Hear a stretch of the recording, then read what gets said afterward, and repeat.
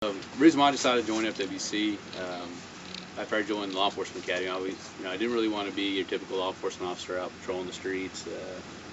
I really love being in the outdoors, really love the woods, being out on the water. That kind of really what drew me to FWC, and also it's just I always kind of consider myself an outdoors. I'm not necessarily a hunter by means. I do like to fish and whatnot, but our main goal out here is to educate the public. We are state and Fort law enforcement officers, but our biggest deal is to educate the population out here, the residents of Florida, make sure they have a good quality time while they're out recreating, whether it be hunting, fishing, hiking, all the other things that we talked about earlier.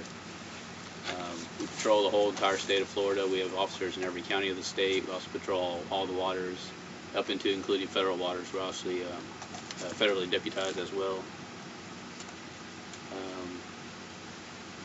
I don't know. I just recently graduated the academy myself, so I'm still kind of in the training phase right now. And if you guys have any questions for me or kind of want to have an idea of what we do.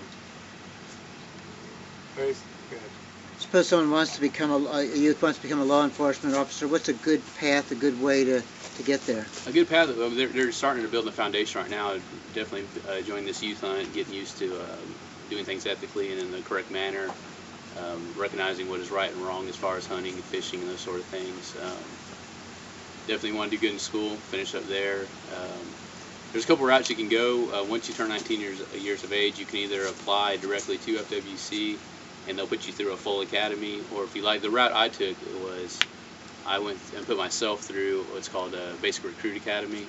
And I went to a community college, put myself through school, paid for it myself, and then I applied to FWC, so I got my state certification. That makes it a little bit easier because for me, I just went through an abridged academy. It was only 2 months long, as opposed, I think, Kyle's was 7 months long. So he has to go from all the way through the basic, learning the basic laws of being a police officer in general, and then he had to go into this FWC specific as far as hunting regulations, fishing, that sort of thing. It's a long process. I applied September of 2010, I believe, and through the interview process, going out taking the PT test. That's another thing, you have to be in good physical shape. It looks like all you guys are pretty much good shape, but you have to be in good physical conditioning for it. But between the interviews and going out for the physical fitness tests, and it was about a year-long process for me to actually get hired on. Jim, I got a question. For the 2-month course, did your prior service count for something on that? No, the prior service for military really just basically helped me as getting a foot in the door, yeah. Because they kind of, you know, the veterans preference points that they give you for that. But because 2 months sounds better than 7 months. Yeah, well, the 2 months was just because I put myself through a basic law enforcement. He had to go through the 5.5 months that I did. I did it in Tallahassee with FWC. He did all his You stayed right there. It's like, right. Yeah. I stayed in the academy. They paid me the whole time. They paid for my room, my food, everything. To where he went, he had to live at his house, go through a basic curriculum, which was 5.5 months, and he had to pay for it all himself. Time-wise. Yeah. Well, actually, time-wise is the same. Yeah. Because we both had to do the 5.5, then he had to do 2 months, and I had to do. Well, my academy was actually years. I went to a night course, so it took me even longer. So I was putting myself there, so I have to work during the day and then go to school at night. So it took me a little bit longer. What's the age cutoff? I had a 52-year-old in my class. You're on the wrong side of it. Hey, here I was saying, no, I'm done with all that stuff. I ain't do no more than that. Now I'm like, yeah, there's no age cutoff. I mean, you guys, we had no age cutoff. We had a 52-year-old in our class. Yeah, we had a 50-year-old in our class. He didn't make it all the way through, but you know they don't. The PT gets easier the older you are. you guys are guessing that, man. I think these guys do a pretty job. What do y'all think we do every day? It's always fun to find out what y'all think. Drive around in the woods and arrest people who aren't doing the right stuff.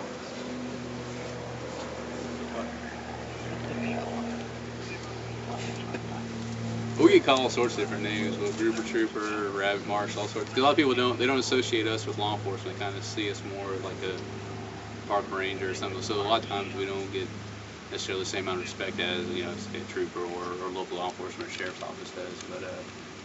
But we have the same powers as any law enforcement officer. Actually, we're state, so we can go anywhere within the state and conduct business. But you know, we have that side of the house to worry about. We don't focus as much on traffic things and stuff like that. We do work those every now and again, That's not our main goal, but we do have that side of the house to worry about, as well as all the resource protection and the resources of Florida itself.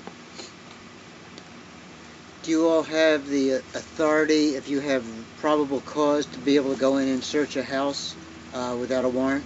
Yes. Yeah. There's certain warrantless search exemptions. One would be if you see someone run into a house, obviously you can follow them into it. Another one is if you believe there's exigent circumstances, basically if someone's destroying evidence or there's a crime being committed that you know is going on inside there. Or illegal game in the house if you have. An illegal game inside the house, you would probably still need a warrant. You would, okay. Unless you saw them transporting inside. You can look inside and see it, looking through a window, open field doctrine, you look through and see it. You can go in. Like I made a case where we had a guy outside on the tailgate was the gun and the gator's head, and all the meat and everything was inside. Well, we had an officer in the back, and we knocked on the door, and they were hiding the meat, but somebody was standing in the back window looking in, and they watched them go take the meat and go hide it. So we had probable cause. We already knew what was going on. We already knew we had illegal activity. So we were able to go in and get that meat. Good. But for us just to get a phone call, hey, they got illegal deer in there, we can't just go knock on your door and say, we're going to come in and get the meat. We can't do that. That would have to be a warrant.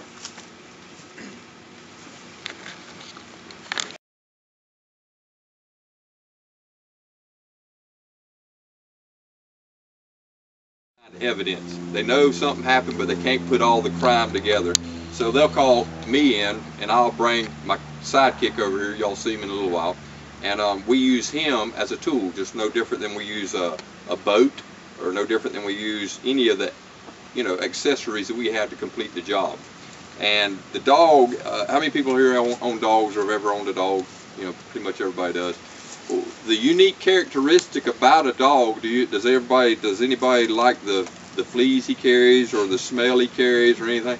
No, that's not what we're after. I mean, I have to put up with it. I got a dog rides, within 2 feet of the back of my head all the time. And if I leave the house, he's whining. Because that's all he does. He wants to go to work. Now, his work is not like our work. His work is play.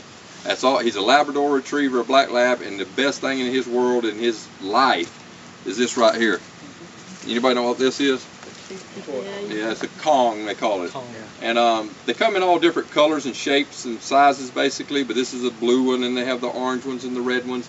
Well, they have different densities in the rubber, that it's made out of.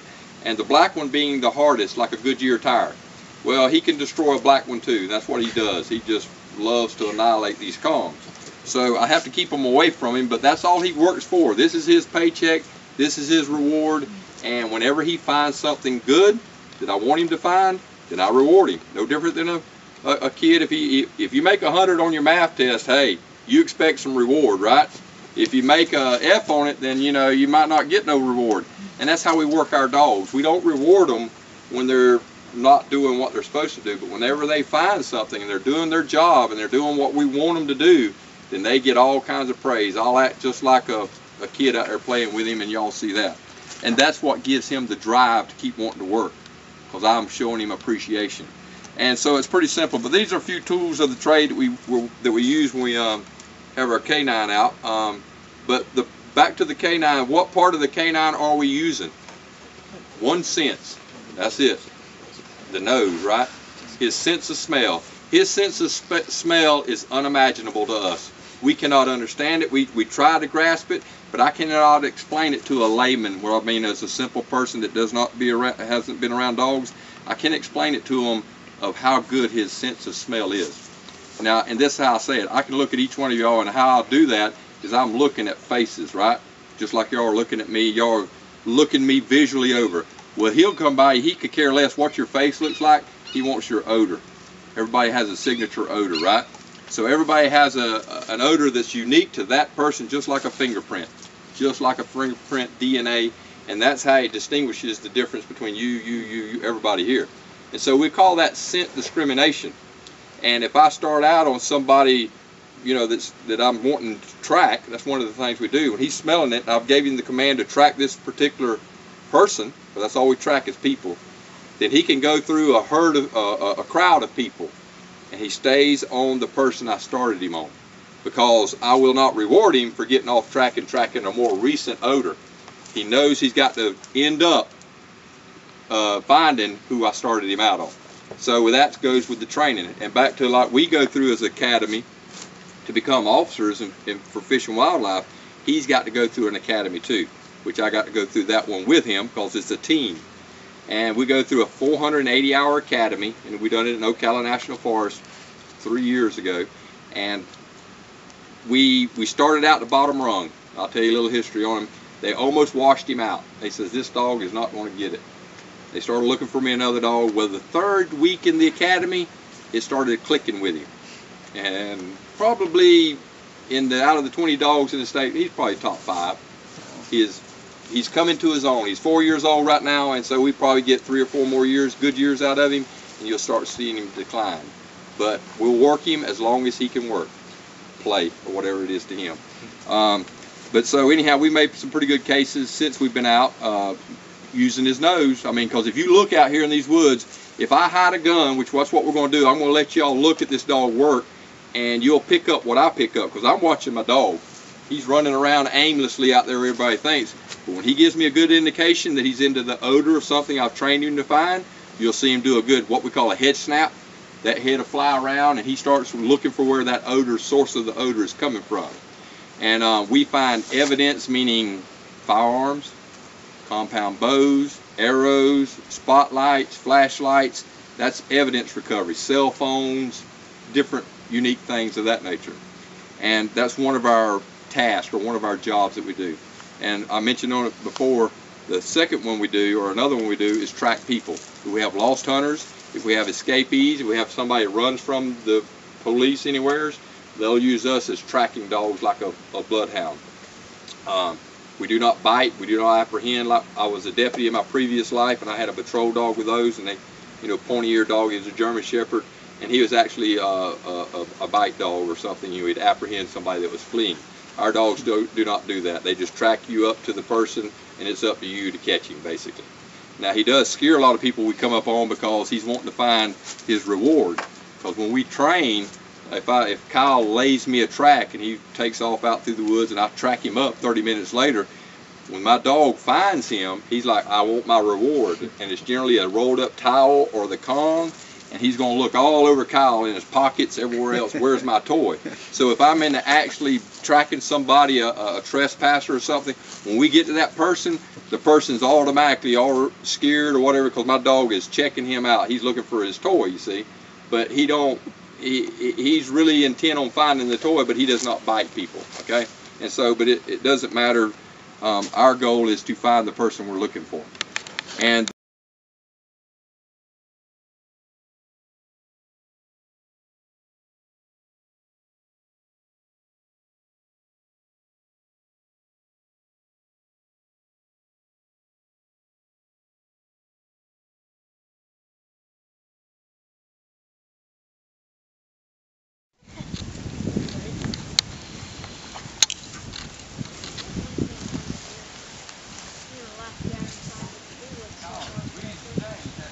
Yeah.